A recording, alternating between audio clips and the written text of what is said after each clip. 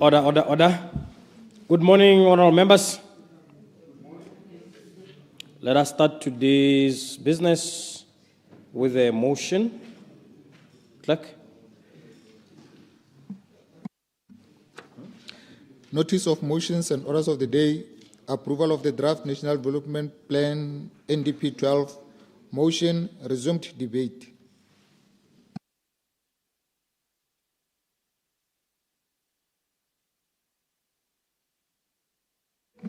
Order, order, honorable members.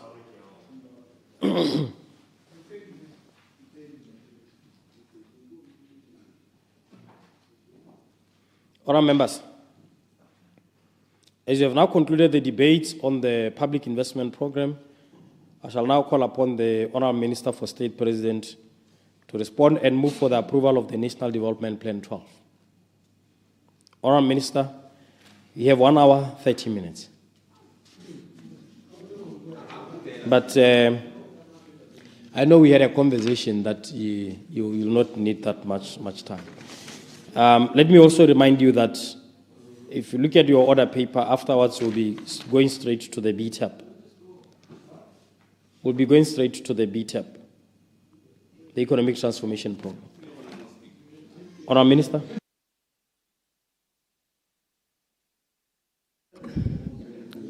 Good morning, Mr. Speaker, honorable members.